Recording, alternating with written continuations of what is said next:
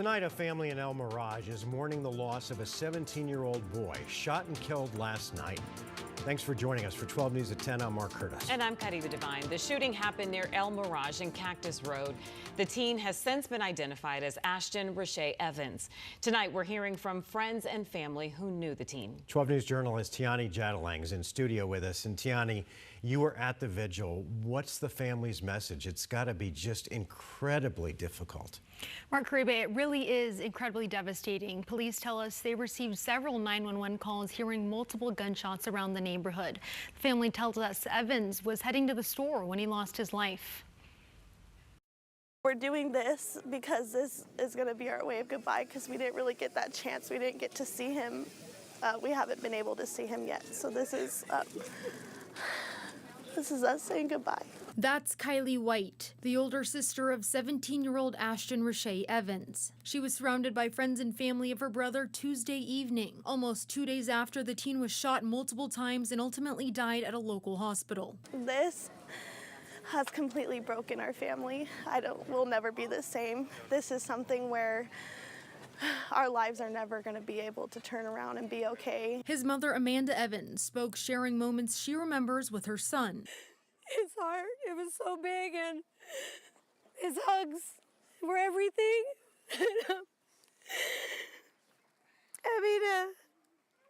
He was just walking to the store with his best friend. The vigil honoring the teen's life was held at Buena Vida Park, a park his mother says her son grew up going to, but this time they were there for a different reason. And he's not with us anymore, and I know that nothing's gonna make my son come back, but having everybody here and the love, the heart he had, just like it's in you, every single person here. This is just some of what neighbors heard Monday evening.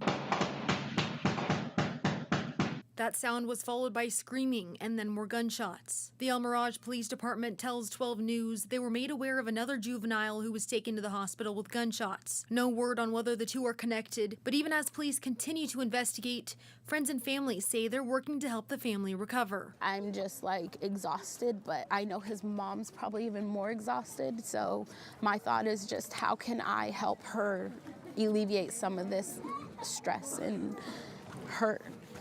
So I made the GoFundMe, and even if you can't donate, prayers are greatly appreciated. There are still a lot of questions surrounding what happened Monday night. El Mirage Police Department telling us this is still an active investigation. Live in studio, I'm Tiani Jadalang, 12 News. All right, Tiani, thank you.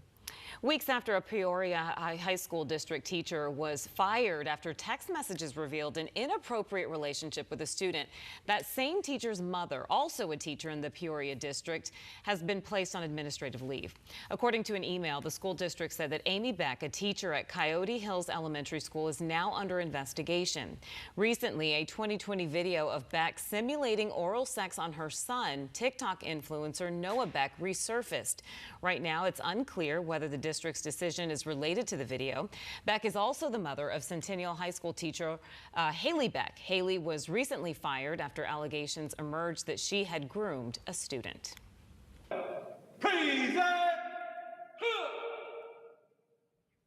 For the 13th year in a row, members of the Phoenix Police Department gathered to remember the 46 officers who lost their lives in the line of duty throughout the department's history. This was the first time the ceremony was held in the department's new headquarters.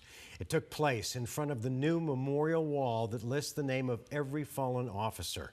The wall was donated by the Phoenix Police Foundation. We continue to track Arizona's depleting water supply in our ongoing series, Running Dry. And tonight we're learning that people living in Phoenix could soon pay extra for water if they use too much. The City Council discussed that possibility today as they prepare for significant cuts from the federal government. 12 News journalist Chase Golightly is live outside City Council chambers tonight. And Chase, when could that happen? Mark, from the discussions held here today, it could happen at the beginning of next year. And today, Phoenix's Water Services Department also announced it will have to rely on the city's backup water supply to make ends meet.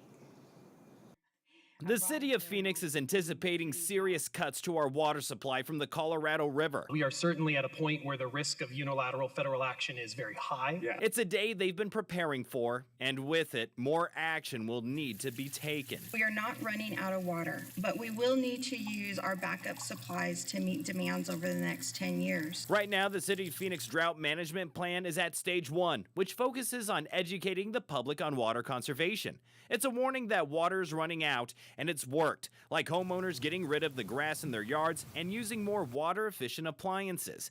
But with these anticipated cuts at the federal level, we cannot conserve our way out of the problem of this magnitude. On Tuesday, the Water Services Department announced by the end of the year, Phoenix will likely enter stage 2 of the plan, where they will have to use backup water supplies to meet demand. It may include things like additional conservation education, expansion of water audits, incentives, and rebates to ensure efficient use of water. It could also bring surcharges, meaning if someone uses more water than what they are allocated, they could face additional charges for it.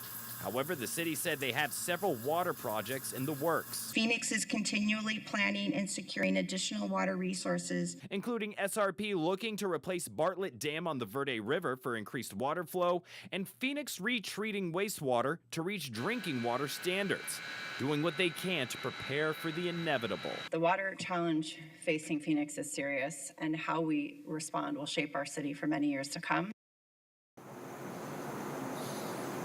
Now, these water cuts are going to happen no matter what, but what the city said is what would prevent the federal government from making that decision is that if all 7 states, including Arizona, that utilize the Colorado River, come to an agreement on what those cuts should be. The problem is those discussions have been going on for years and the states can't come to an agreement. The city of Phoenix is anticipating the federal government will make the decision on what those cuts will be this summer. Of course, we'll keep you updated as this develops. We're live in Phoenix. Chase Golightly, 12 News. Some hard decisions. Okay, Chase, thank you. Take a look at your screen. Investigators are hoping that this new image will help identify a woman who was found dead 36 years ago. She was found in Mojave County off I-40 near the Wallapai Mountains in November of 1989. Deputies tell us she wasn't wearing any clothes and had red nail polish. She was believed to be somewhere between 25 and 30 years old. If you know anything, you're asked to call the Mojave County Sheriff's Office. A brutal killing in a Phoenix homeless encampment has now brought a long prison sentence. 22-year-old Isaiah Baskin was sentenced to 38 years for the death of Jeffrey Wugruro. Prosecutors say that the attack happened near the Zone in downtown Phoenix back in March of 2023. Baskin allegedly moved him in a shopping cart to a dumpster, beat him with a wooden plank, and then set him on fire. Baskin pleaded guilty. Her co-conspirator, Dave Dinkins, is serving 42 years in prison after his sentencing last year. A transgender activist is speaking out after spending weeks inside an ICE detention center. Carla Sines says while being held at the Eloy Detention Center, she was placed in a men's unit, denied hormone treatment, and harassed. Sines, a leader with Trans Queer Pueblo, says LGBTQ detainees face even worse treatment, and she fears retaliation for speaking out. An entire week passed before I was able to take my first shower. The guards made my life hell. They went out of their way to call me man as many times as they could to humiliate me.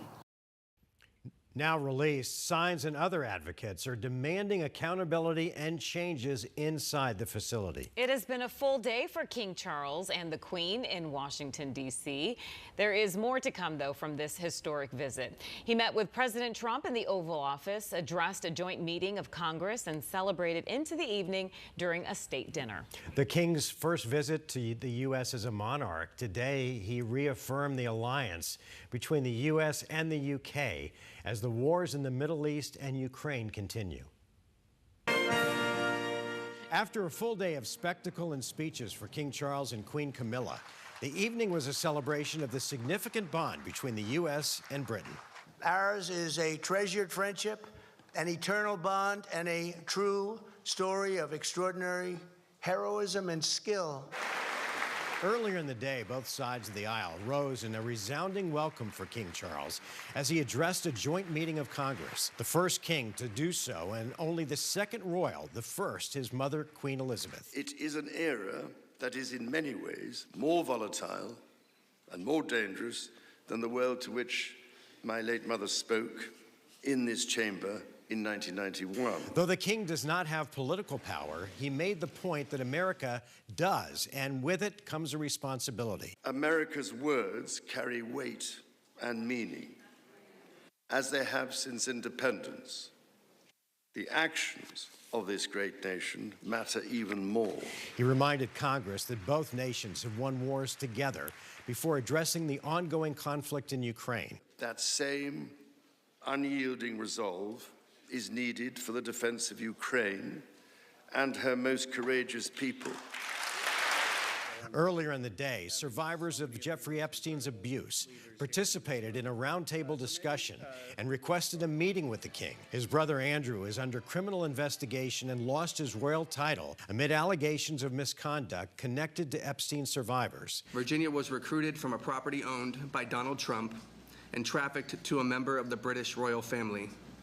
Yet today, survivors are here, sitting with members of Congress, still fighting to be heard. The king did not meet with the families due to legal constraints per Buckingham Palace officials, but he did address the issue in his speech. It is the very fact of our vibrant, diverse, and free societies that gives us our collective strength, including to support victims of some of the ills that so tragically exist in both our societies today.